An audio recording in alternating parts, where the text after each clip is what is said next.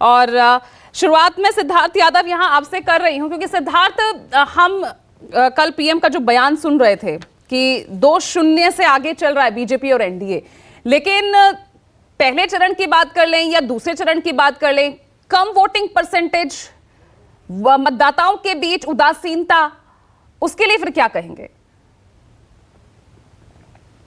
देखिए पूजा जी, सबसे पहली बात जो विश्लेषण किया जाता है कभी भी वोटिंग को लेकर के, हाँ। वो इसी बात को लेकर के किया जाता है कि अगर सत्ता परिवर्तन का लेकर के मन हो या फिर विपक्षी दल अच्छे से चुनाव लड़ रहा हो, तो निश्चित रूप से माना जाता है कि कहीं ना कहीं मतदान प्रतिशत बढ़ेगा। अब हम लोग सत्ता पक्ष में हैं, हमने 10 साल काम किया, हम लोगों के बीच में गए, लोगों की जो आकांक्षाएं थी, जो सपने थे, जो वादे हमने किए थे, हमने उनको 100% पूरा किया। हम मोदी की गारंटी लोगों के बीच में लेकर के गए, और इसीलिए लोग, हमारा मतदाता विशेष रूप से भरपूर वोटिंग कर रहा है। और ये जो एक ड्राइंग रूम नैरेटिव बनाने की कोशिश की गई कि मतदान कम हो रहा है तो नुकसान कहीं भाजपा को तो नहीं, एनडीए को तो नहीं। अरे अगर मतदान कम हो रहा है तो चिंता इंडिया अलायंस को होनी चाहिए, क्योंकि उनका मतदाता इतना हताश हो चुका, जिस प्रकार से उनके तुष्टीकरण की राजनीति के कारण, उनकी आपसी मतभेद के कारण, उनके लड़ाई झगड़े के कारण, उनके मतदाता को पता है कि एक तो हम विजयी हो भी नहीं सकते, और दूसरी बात जो हमारी पार्टियां हैं उनमें आपस में इतना मतभेद है कि कैसे तो इनको वोट डाला जाए।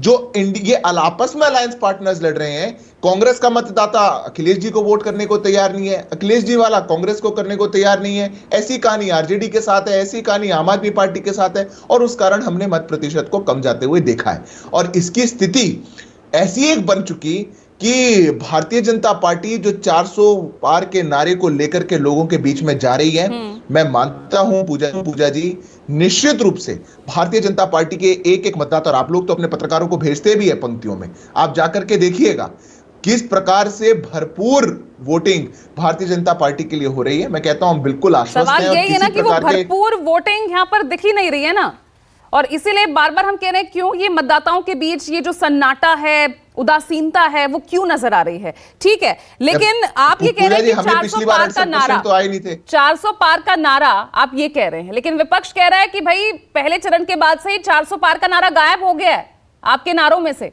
और अब बात इसलिए आप हिंदू मुसलमान पर ले आए हैं। जो ये रणनीतिक बदलाव है, इसको आपकी हताशा के तौर पर देख रहा है विपक्ष?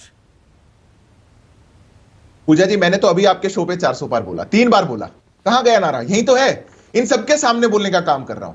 पर दूसरे मतदान में मुद्दा इसलिए भी उठाना पड़ा कि देश की कांग्रेस पार्टी अपने मैनिफेस्टो में अगर तुष्टीकरण के लिए सारी हदों को पार कर दे और संविधान को भी ताक पे रख के वो ये कहने लग जाए कि आरक्षण में से भी निकाल करके हम एक धर्म विशेष को देंगे, वो ये कहने लग जाए कि देश की स्कॉलरशिप्स, देश के एजुकेशन लोन धर्म के आधार पर दिए जाएंगे, जजेस को धर्म के आधार पर लगाया जाएगा, तो कांग्रेस पार्टी से सवाल पूछना लाजमी है।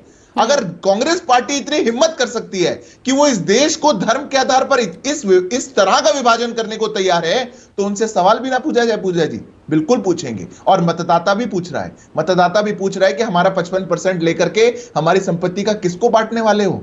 मतदाता पूछ रहा है कि जो आपके गुरु सैम पित्रोदा कह रहे हैं, ये भारत में फॉर्मूला कब लागू करने वाले हो, पूछ रहा है मतदाता। और इसीलिए उसी भावना को भारतीय जनता पार्टी भी पूछ रही है। दुर्भाग्य ये है, कांग्रेस पार्टी जवाब नहीं दे रही, एक जवाब नहीं दे रही।